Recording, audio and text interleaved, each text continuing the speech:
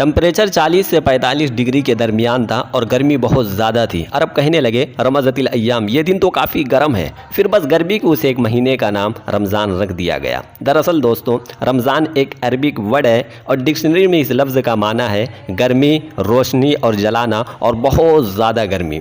But جب یہ word ایک ورب کے طور پر سینٹینس میں استعمال ہوتا ہے تو اس کا میننگ سبجیکٹ کے مطابق ہوتا ہے۔ فور ایگزامپل، رمض الصائم اس کا ترجمہ ہے روزہ دار بھوکا اور پیاسا ہوا۔ اسی طرح دوسرا سینٹینس ہے رمضت النسل، اس کا میننگ ہے ہتھیار تیز کرنا، پتھر پر رگڑ کر تلوار وغیرہ میں دھار لگانا۔ اصل میں دوستوں، عرب کے جنگجو رمضان کے مہینے میں اپنے ہتھیار تیز کرتے تھے اور ان میں دھار لگاتے تھے تاکہ رمضان کے بعد آنے والا مہینہ یعنی شوال میں خوب جم کر لڑائی کر سکے اور محترم مہینہ ذی القعدہ کے آنے سے پہلے اپنی لڑائی کو نمٹا دے۔ 4 مہینہ یعنی ذی القعدہ، ذی الحجہ، محرم اور رجب، عرب کے لوگ ان 4 مہینوں کو محترم سمجھتے تھے اور ان میں لڑائی جھگڑے کو حرام جانتے تھے۔ پھر جب اسلام آیا تو اسی مہینے کو روزے کے لیے خاص کر دیا گیا اور مسلمانوں کو یہ حکم ہوا کہ اس پورے مہینے کا روزہ رکھیں، کیونکہ رمضان بھی مومن کے ایمان کو تلوار کی طرح تیز کر دیتا ہے۔ ایک حدیث میں رسول اللہ صلی اللہ علیہ وسلم نے ارشاد فرمایا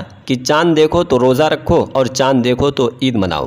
لیکن رمضان اور عید کا چاند دیکھنے کے مسئلے پر جب جھگڑے کھڑے ہوتے ہیں تو مسلمان یہ سوچتے ہیں کیا ہی اچھا ہوتا کہ ہمارے مہینے بھی جنوری فروری کی طرح سورج کے حساب سے ہوتے، چاند کے حساب سے نہ ہوتے، تب کوئی جھگڑا نہ ہوتا اور نہ ہی ایک ملک کے مسلمان الگ الگ عیدیں مناتے اور یوں پوری امت مسلمہ چاند ماری سے بچ جاتی۔ دیکھو، رمضان کے لیے چاند کا مہینہ استعمال ہوتا ہے اور رمضان اسلامک کیلنڈر کا 8واں مہینہ ہے اور مسلمان اس مہینے میں روزہ رکھتے ہیں۔ اگر اسلامی مہینے بھی جنوری فروری کی طرح مقرر اور فکس ہوتے تو انسان بڑی مشقت میں پڑ جاتا اور عبادت کا مزہ بالکل ختم ہو جاتا، کیونکہ ہر دن کی لمبائی دنیا کے ہر کونے میں الگ الگ ہوتی ہے اور مسلسل بدلتی رہتی ہے۔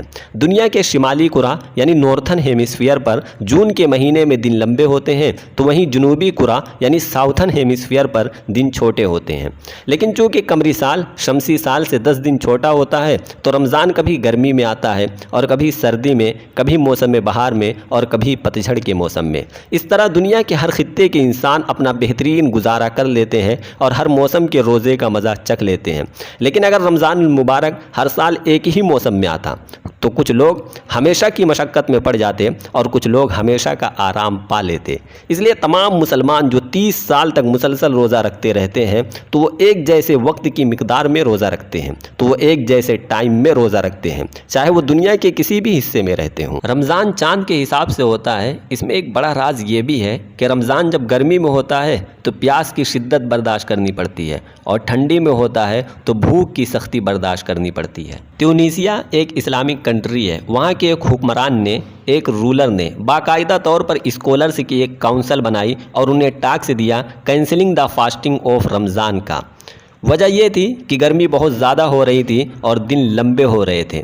گورنمنٹ امپلائیز ٹھیک طور پر آفس ورک نہیں کر پا رہے تھے جبکہ آفس ورک بہت زیادہ ضروری ہے۔ اس کاؤنسل کے اکثر اسکالرز کہنے لگے Islam is an easy religion while fasting is difficult. اب حالات بدل چکے ہیں، اس لیے فاسٹنگ کو کینسل کر دیا جانا چاہیے اور اس کے بدلے میں کچھ فدیہ مقرر کر دیا جائے۔ فیمس ٹیونیسین اسکالر الشیخ طاہر نے اس فتنے کا مقابلہ کیا اور جب گورنمنٹ نے انہیں زبردستی ٹی وی پر بیٹھایا تاکہ وہ کینسلیشن آف فاسٹنگ پر فتویٰ دیں تو انہوں نے سورہ بقرہ آیت نمبر 185 کی تلاوت کی۔